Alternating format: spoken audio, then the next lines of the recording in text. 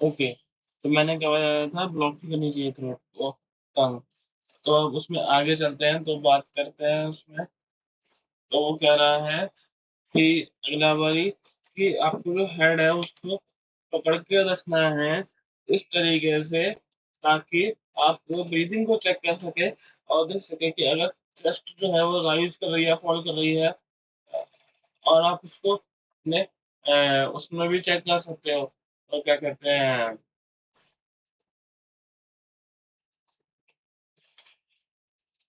कान लगा के चेस्ट के पास, नाक और मुंह के पास आपने कान लगा लिया, तो आप या चेस्ट के ऊपर ही लगा लिया, तो समझ जाएंगे।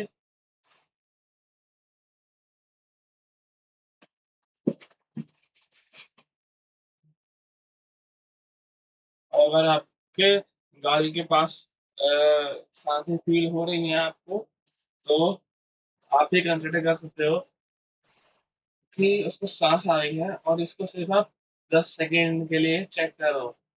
इसमें ऐसा लिखा है। और अगर वहाँ पर पेशेंट की नॉर्मल ब्रीदिंग है, तो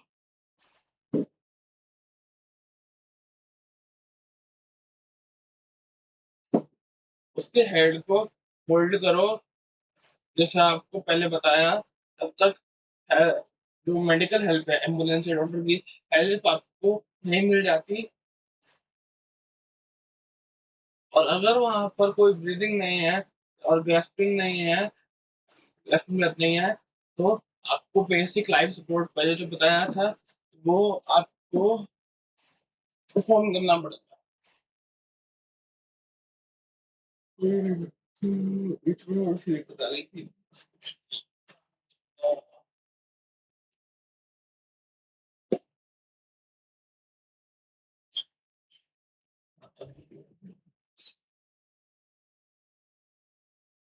अब बात आती है ब्लीडिंग की, कि कट्स के एरिया में आता है। ब्लीडिंग जो है वो सब तरीके की ब्लीडिंग होती है, मिलता जुलता। ये एक इम्पोर्टेंट चीज है, कि हमें अपना जो फ्लो है ब्लड का, वो जितना जल्दी हो सके उतना जल्दी हमें स्टॉप करना है। स्मॉल कट्स की बात करें, तो स्मॉल कट्स जैसे वेन में कट लग गया, तो हमें उसकी ब्लीडिंग को स्टॉप करना पड़ेगा, स्टॉप करना पड़ेगा कुछ सेकेंड्स में। अदरवाइज जो एरिया है, या फिर जो एरिया है, हमें उसको धोना पड़ेगा। और एक प्लास्टर जो है वो बहुत ही प्यार से लगाना पड़ेगा उसके ऊपर। डीप कट्स की बात करें, तो हमारे जब डीप कट्स लगते हैं वेन में, तो हमारे अंदर से डीप सॉरी डीप कट में लगने से डार्क ब्लड निकलता है। Dark blood, dark red colour का ब्लड निकलता है, जो कि धीरे धीरे निकलता है और तेजी से निकलता है। बाहर नहीं निकलता है, लेकिन जब निकलता है तो तेजी से निकलता है बाहर। ठीक है। और इसको हमें जेंटल प्रेशर के थ्रू स्टॉप करना चाहिए। बाउंड पर एक स्टेरलाइन और क्लीन क्लॉथ में से कुछ लगाना चाहिए। और उसमें कुछ एप्लीकेशन लगानी चाहिए। जैसे एक ने बैंडेज ही लगा ली, ये दवाई लगाकर। ठीक है। सर, इन घावों पर स्यूइंग की जाती है, मतलब स्यू किया जाता है, या फिर ग्लूइंग की जाती है।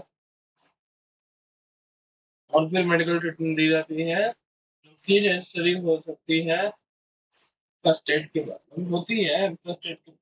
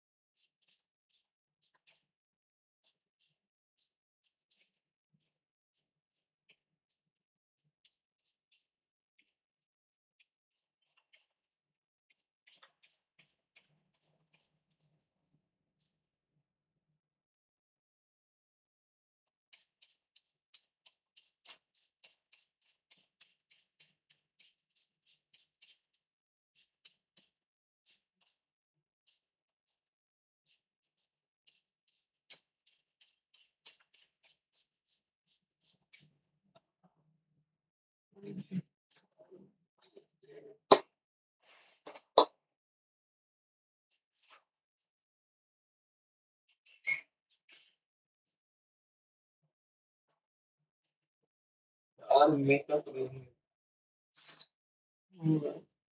ऐसे ही हम वीडियो में पाते हैं।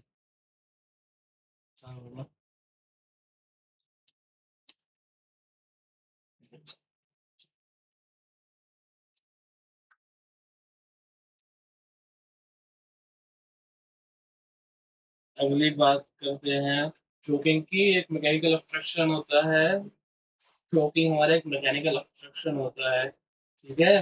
इसकी वजह से फ्लो पे का एक ऑब्स्ट्रक्शन होता है। जब अगर हमारा खाना कहीं फंस जाता है हमारे एनवायरमेंट से आता है वो, जो कि हमारे लंग्स में आता है। और ये तब होता है जब हमारा फूड जो कि हम खा रहे हैं वो अच्छे से थॉरोली हमने च्यू नहीं किया और वो फंस गया हमारे यहाँ फूड पाइप में फंस गया। तो पर्सन तो जो जिसके भी पर ये चुकिंग हुई है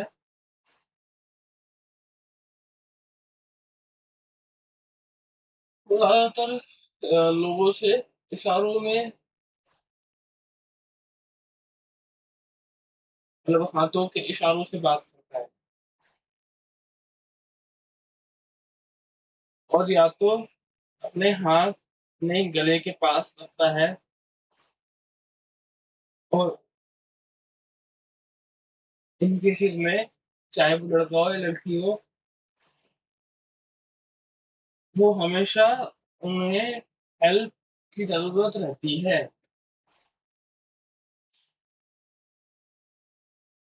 वो जल्दी से तो उस केसेस में जल्दी से जल्दी जितना जल्दी हो सके हमें उनके पास असिस्टेंस भेजनी पड़ती है, जिसकी वजह से और अगर टाइम पे वो पहुंच जाए तो वो टाइमली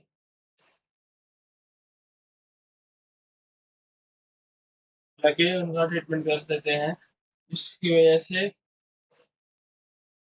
सारी जो चोकिंग है वो कट ऑफ हो जाती है और ऑक्सीजन जो है वो ब्रेन तक पहुंच जाती है। और फर्स्ट एड जो है वो जितना जल्दी हो सके, जितना मैंने बताया ना, जितना जल्दी हो सके जितना जल्दी हो उतना बेटर है। थोड़ी सी गड़बड़ होती बीच में, तो पानी में मार दिया था, गोला हो गया था तो स्टॉप करनी पड़ी थी यार। फर्स्ट पार्ट वो बन चुका है, सेकंड पार्ट सारा कवर करना है,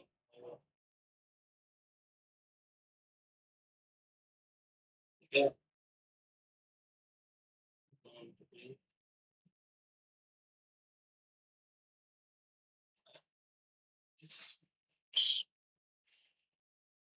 एंडी, ओके।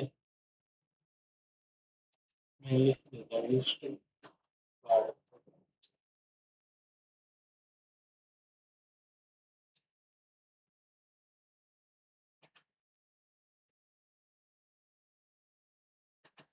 लिख दिया मैंने लिस्ट में। पार्ट वन करके फिर पार्ट टू लिख दूंगा इसी में करके। अब बात करते हैं फर्स्ट एड की। अब फर्स्ट एड देने के लिए हमें एब्डोमिनल थ्रस्ट, हेमिस मैन्यूवर, जो कि हमें नीचे दिए हुए हैं वो परफॉर्म करने पड़ते हैं। और इसके लिए हमें अपने दोनों आर्म्स को लेकर पेशेंट की वेस्ट रखनी पड़ती है और पेशेंट को हल्का सा आगे की तरफ टिप करना पड़ता है। और हमें अपने एक हाथ से फिस्ट बनानी पड़ती है जो हम फर्स्ट एड के केस बनाते हैं। और एक हाथ से हमें फिस्ट बनानी पड़ती है, लेकिन वैसी नहीं, थोड़ी सी नॉर्मल हल्की सी बनानी पड़ती है फिस्ट, जो ऐसी भी बनती है। और हमें उसको पोजिशन करना पड़ता है पर्सन के naval part of the body से, जहाँ पे उसका नेवल है उसके पार्ट से थोड़ा ऊपर हमें उसको पोजिशन करना पड़ता है। और अपने फिस्ट को हमें दूसरे हाथ से पकड़ना पड़ता है। जैसे हमने फिस्ट बना लिया, दूसरे हाथ से पकड़ लिया, फिर ऐसे हमने किया तो और फिर हमें बहुत ही हार्ड तरीके से एब्डोमेन में ब्रेथ करना पड़ता है। एक क्विक अपवर्ड थ्रस्ट के थ्रू, जैसे कि हम ट्राई कर रहे हैं पर्सन को ऊपर लिफ्ट करने के लिए। और हमें ये वाली साइकिल 5 टाइम्स परफॉर्म करनी पड़ती है, अगर ज़रूरत पड़े।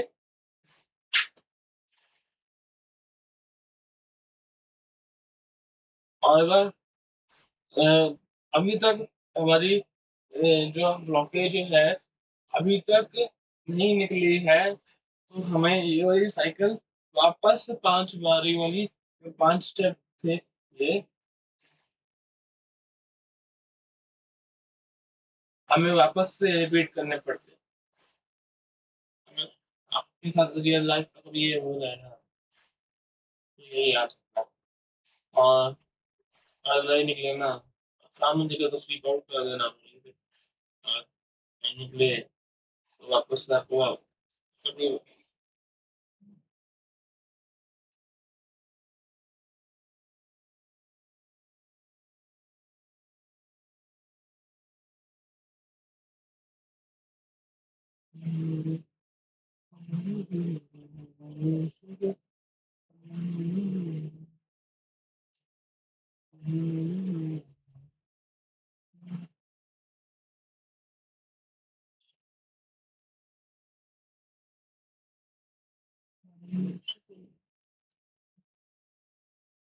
अब बात करते हैं, अगर हमारे को एक अनकॉन्शियस बंदे का एयरवे क्लियर करना है, तो हमें पर्सन को लोअर करना पड़ेगा उसकी पीठ पर, जमीन पे।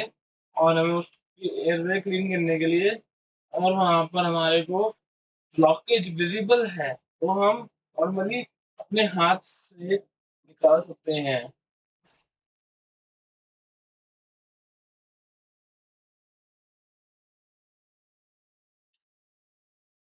उस रूट को, जो कि हमारे ब्लॉकेज का कॉज है। ओके।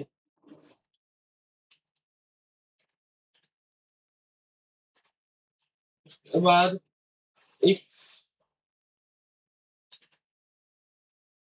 ठीक है, उसका इफ हमारे पास अगर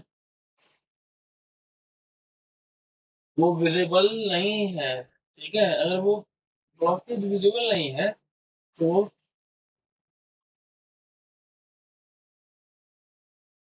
अभी भी बर्फ पड़नी है इसमें। और हमें इस बात का, अगर वो ब्लॉकेज विजिबल है उस पॉइंट में, तो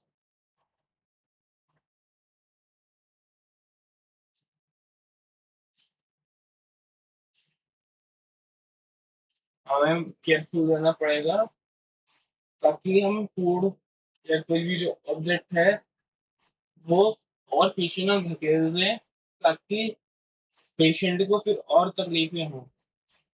ठीक है।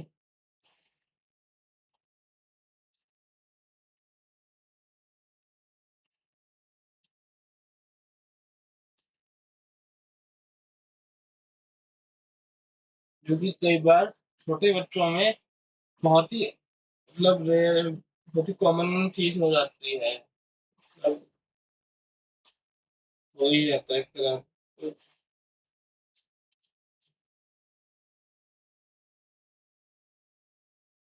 क्या, तो हमें उस चीज का ध्यान रखना पड़ेगा।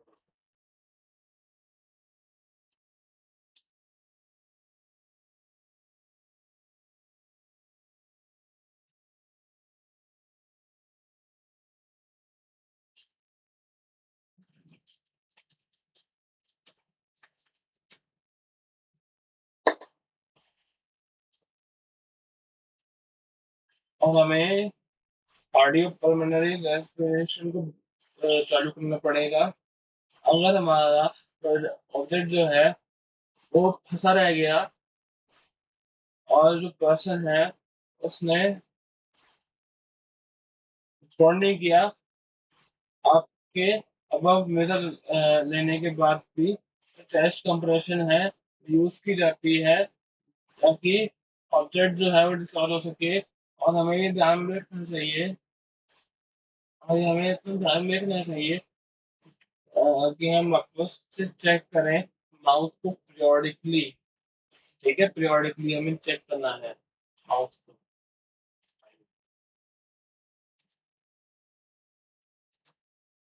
ओके, तो सिंपल सा है।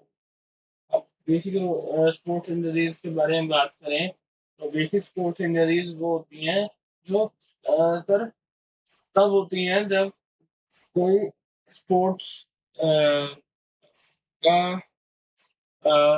कंपटीशन या फिर स्पोर्ट्स डे ऑर्गेनाइज किया जाए तब होती है। ट्रेनिंग सेशन और फिटनेस एक्टिविटीज जो होती हैं हमारी,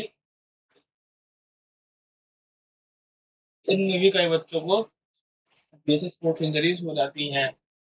ठीक है, तो ये जो इंजरीज है वो कई बार बहुत हो सकती हैं जब जब आपने अच्छे से प्रॉपर तरीके से सेफ्टी इक्विपमेंट्स से नहीं प्रैक्टिस करी हो। जैसे अगर मान लीजिए कोई भी आपका स्पोर्ट्स है और के लिए थोड़े से लो क्वालिटी के या फिर मेंटेन नहीं है आपके इक्विपमेंट्स स्कूल से प्रोवाइड होते हैं और आप उन्हीं से खेल रहे हैं तो आपकी डेवलपमेंट जो है थोड़ी सी लैग करेगी। ठीक है, जिसकी वजह से आपको इंजरी होने के भी चांसेस हो सकते हैं।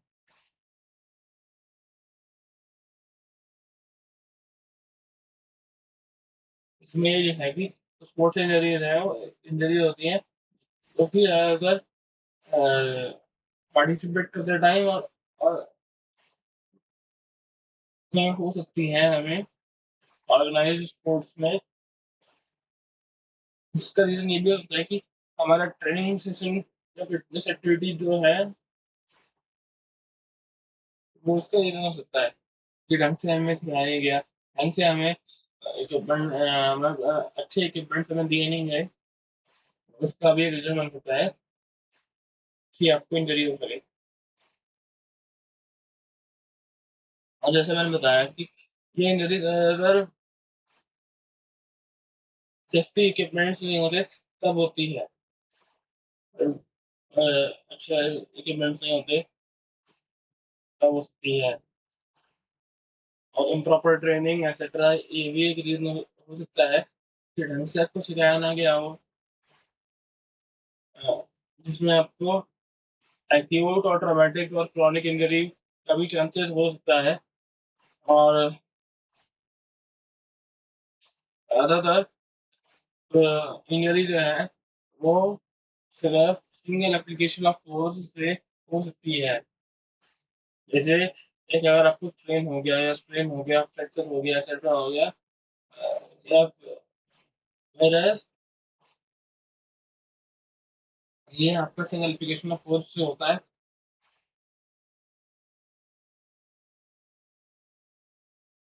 और इंजरी जो है वो तब होती है जब आप रिपीटेड टाइम्स एक मतलब ऐसे इक्विपमेंट से खेल रहे हो जो डैमेज है या फिर आप प्रैक्टिस में लैग कर सकता है। तो अगर आप ऐसे किसी इक्विपमेंट से प्रैक्टिस कर रहे हो तो इसमें आपको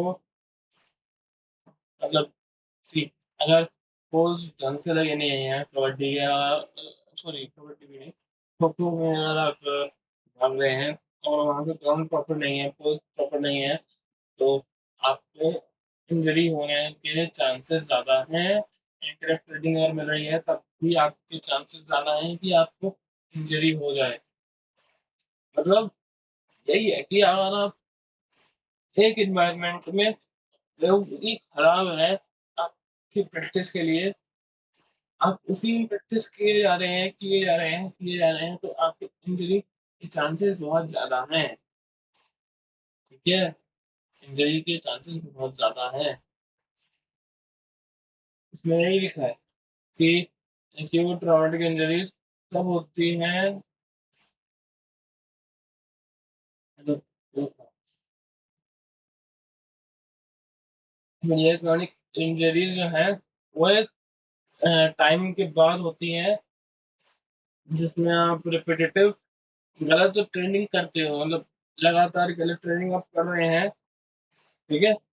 गलत तरीके से आप सीख रहे हैं, जिसमें आपका स्ट्रेस फ्रैक्चर स्ट्रेस फ्रैक्चर टेंडिनिट और बहुत कुछ इंक्लूड होता है। अब स्ट्रेन की बात करें तो ये यहाँ पर लिगामेंट्स और टिश्यूज जो है, जो हमारी बॉडी को स्टेबलाइज और सपोर्ट करते हैं जॉइंट्स को, उनके ऊपर है। और ये कह रहा है कि ये एक इंजरी होती है लिगामेंट को, जो कि हो सकती है आपके फाइबर जो होता है बॉडी का, वो अगर फट जाए, लिगामेंट्स में फाइबर होता है, वो अगर फट जाए तो तब हो सकती है।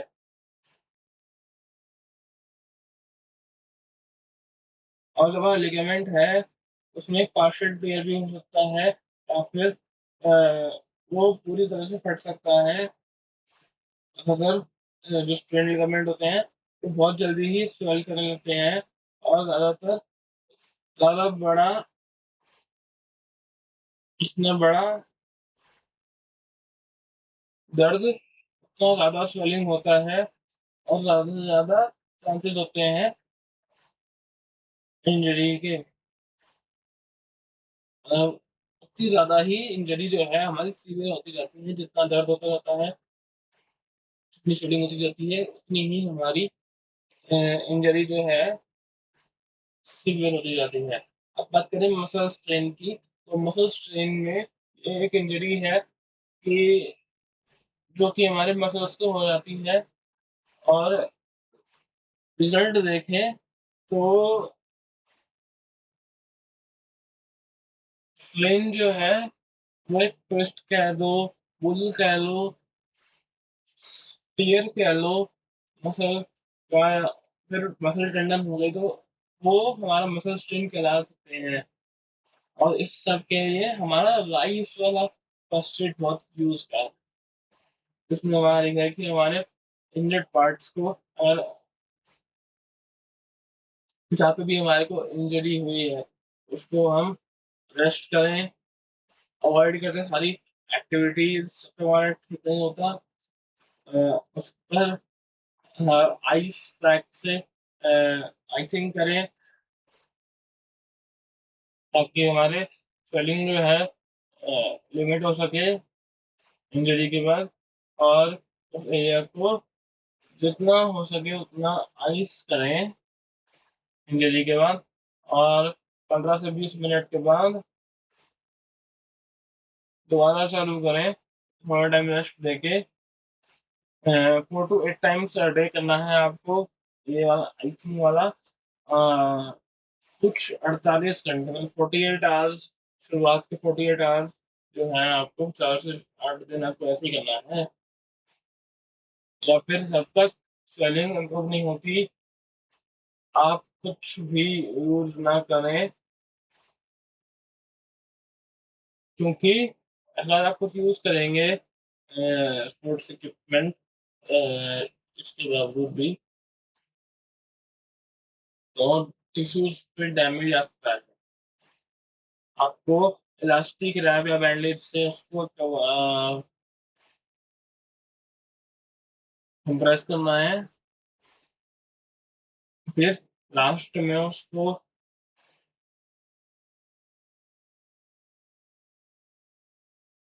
इंजर्ड पार्ट जो है आपका, आपके हार्ट लेवल से अबव एलिवेट करना है,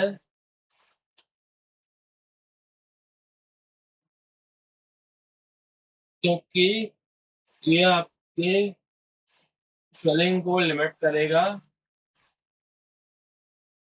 और उसको फैलने से रोकेगा। ठीक है।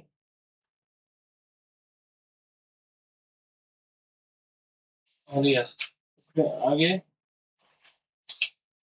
कुछ इक्विपमेंट्स हैं जो कि एक फर्स्ट एड बॉक्स में बहुत ही ज़्यादा इम्पोर्टेंट होते हैं। ऐसे फर्स्ट एड का हमारा मैनुअल हो गया, steering use pads of different sizes, pads हो गए, एडेसिव हो गया, या ग्लू टेप आप जो भी यूज करो, जो कि ये सारी चीजें हमारे ना आसपास के मेडिकल स्टोर्स पे अवेलेबल होती हैं।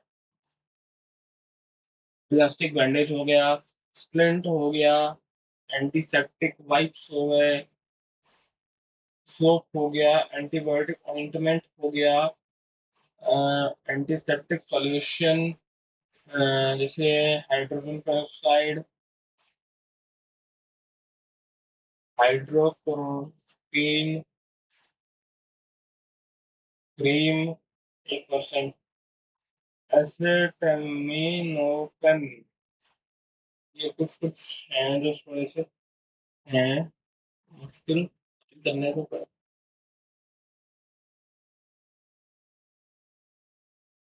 Ibuprofen, tweezers, small instruments for plucking hairs and picking up small objects, sharp scissors, safety pins, disposable instant cold packs, if available, calamine lotion, Dettol or Savolin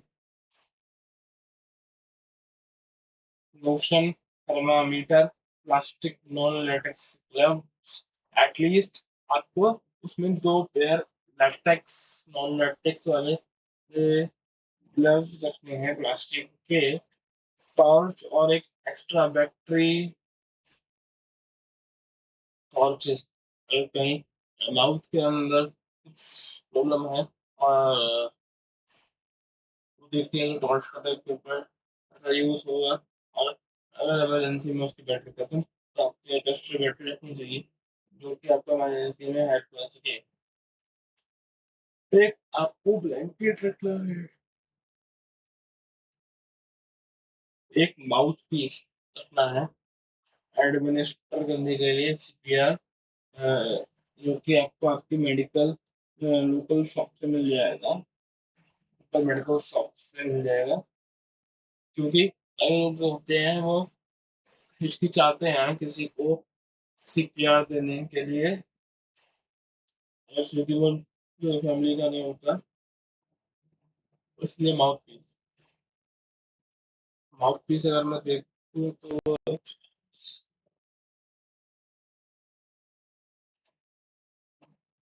एक मिनट देख के बताता हूँ।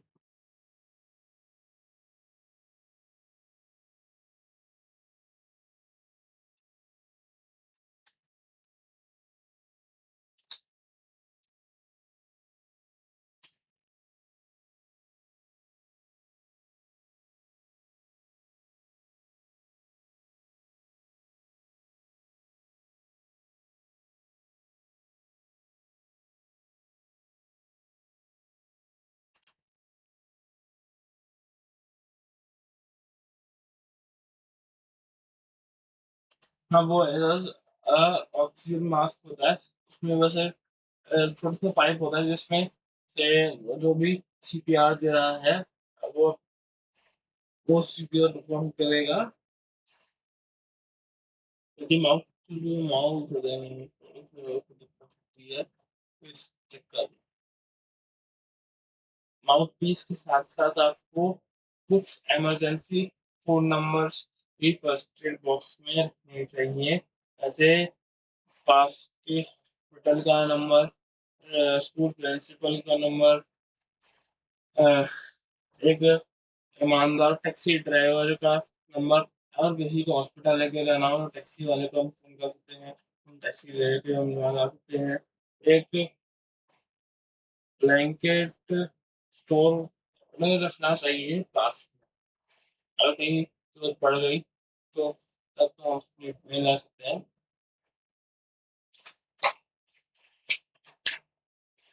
तो ये था हमारा यूनिट 2।